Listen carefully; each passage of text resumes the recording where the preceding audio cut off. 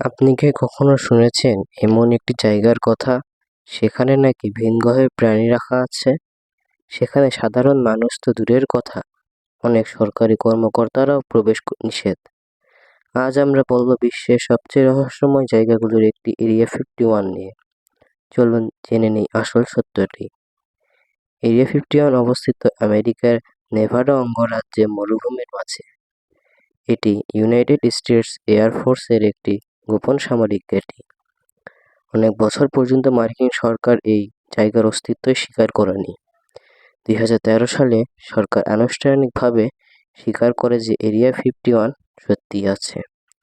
1950 থেকে 1960 সালের দিকে যখন ইউনাইটেড স্টেটস ও সোভিয়েত ইউনিয়নের মধ্যে ঠান্ডা যুদ্ধ চলছিল, তখন উন্নত গুপ্তচর বিমান তৈরির জন্য এই জায়গা ব্যবহার করা হয়।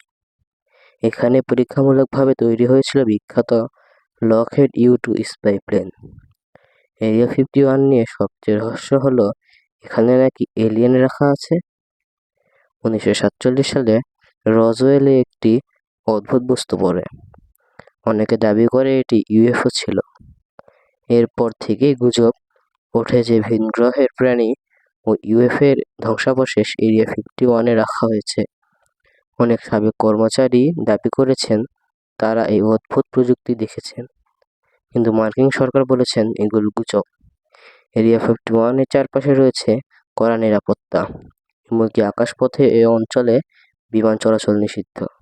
বিশেষজ্ঞদের মতে এখানে এলিয়েন নয়, বরং উন্নত সামরিক প্রযুক্তি ও গোপন বিমান প্রকল্পে পরীক্ষা করা হয়।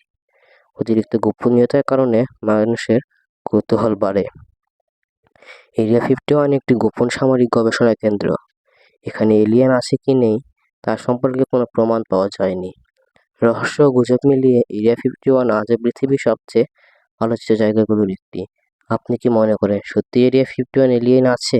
কমেন্টে বলুন। যদি আমার ভিডিওটি ভালো লেগে থাকে অবশ্যই চ্যানেলকে সাবস্ক্রাইব করতে ভুলবেন না। ধন্যবাদ।